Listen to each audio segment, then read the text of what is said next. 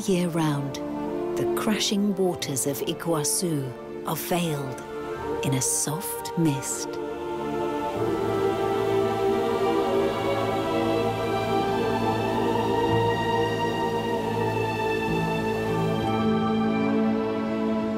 Clouds of water drifting upward and outward.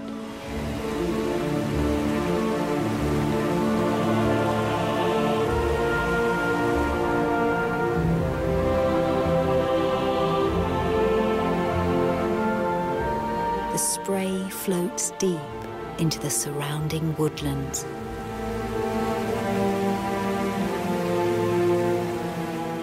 A constant, gentle drizzle, nourishing an extraordinary landscape.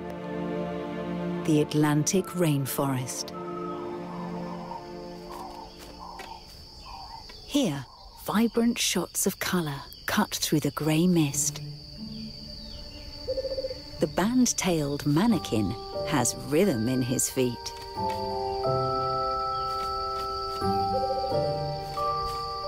This is his way of getting a female's attention. But he can't do it alone. He needs a partner.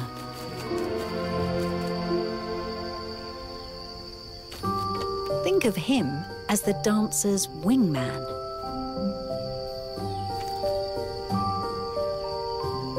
The two males perform as a team, and both are working together to get the lead bird a mate. The judge has arrived.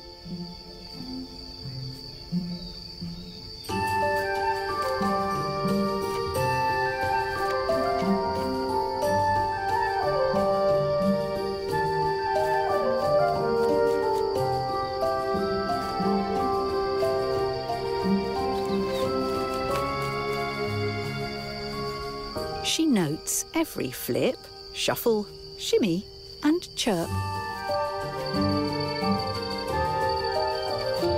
The dancing duo needs to step it up. She has seen a lot of dancers before.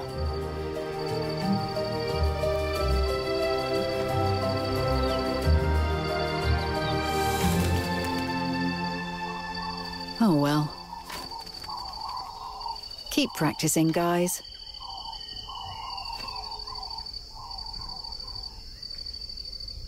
The forest's calm is about to be broken.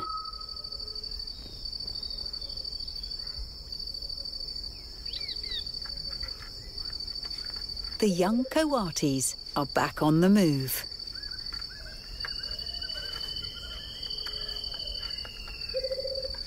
As is usually the case, they are hungry. Coatis aren't overly fussy about where they eat or what they eat.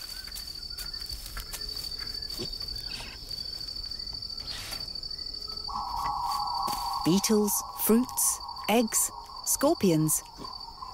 They're all on the menu. Once the youngest ones pass 4 months of age, they too can join the big kids' table and eat whatever they like.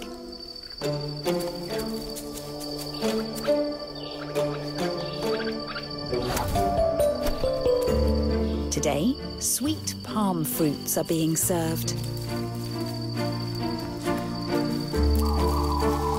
They just keep falling from the sky.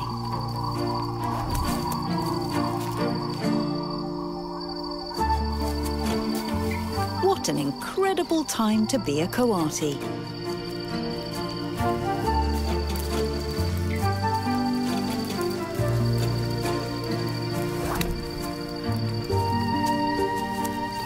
But maybe there is more to this miracle feast than meets the eye.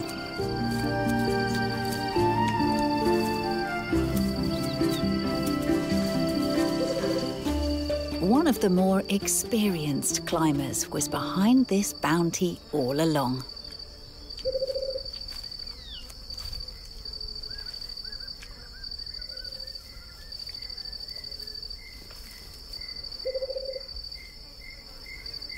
The youngest seem to enjoy the sweet snack, though they don't seem ready to move on from mother's milk just yet.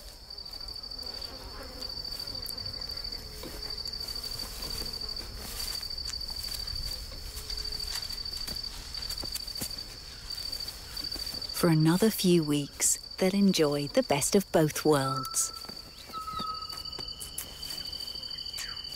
And that seems perfectly fine with their mother.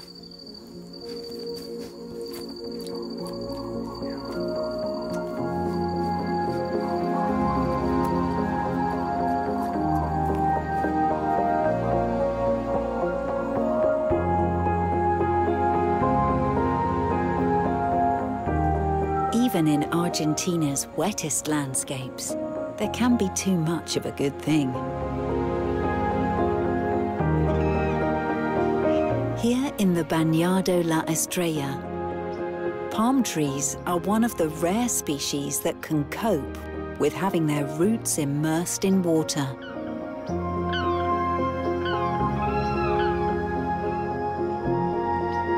With trunks rising 25 meters above the surface, Caranday palms are popular nesting spots for jabiroos. From his high perch, this one can observe his feeding grounds stretching in every direction.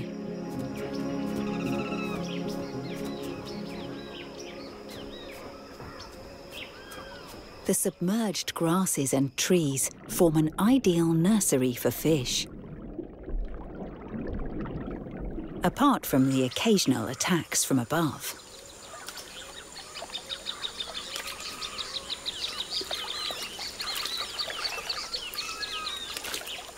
This time of year is peak hunting season.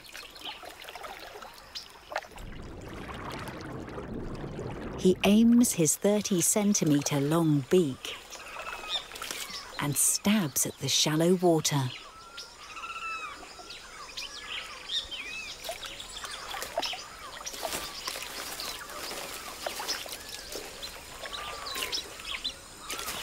Despite his slightly clumsy hunting technique, he has finally made a catch.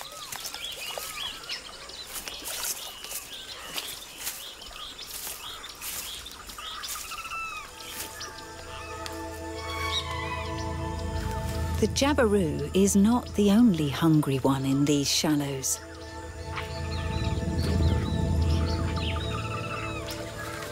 Being a prime habitat for fish, the wetland is a prime habitat for fishing birds as well.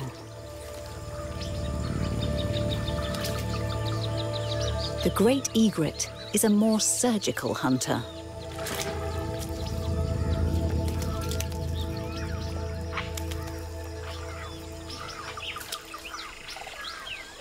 During the wet season, the Bañado La Estrella is about as good as it can get for a jabiru or an egret.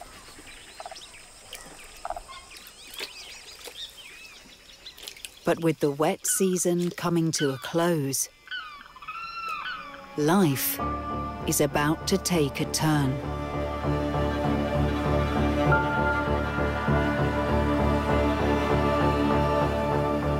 During the winter months, it hardly rains here. And this year, it seems that the sun is particularly strong.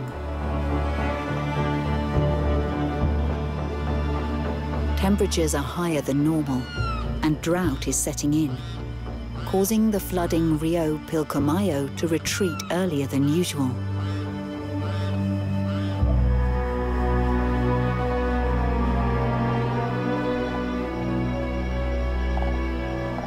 Atop her perch, the female jabiru feels the heat intensely. With the water from his crop, the male tries to cool his partner. They've tried for one last clutch of eggs, but this close to the dry season, it may be too late.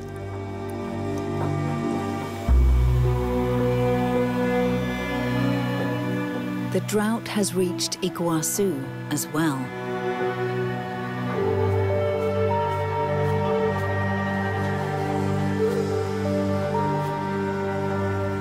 The mighty river has shrunk to 1/10 of its normal volume. One by one, the individual falls have dried up.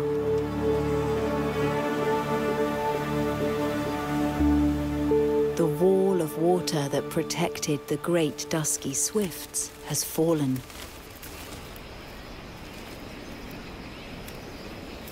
Now they sit on bare land, exposed to predators.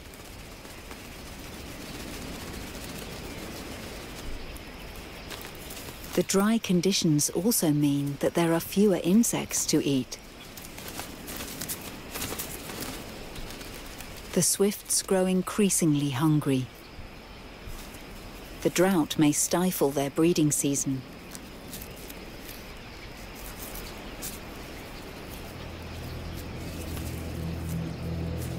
In other parts of Argentina, the situation grows more dire.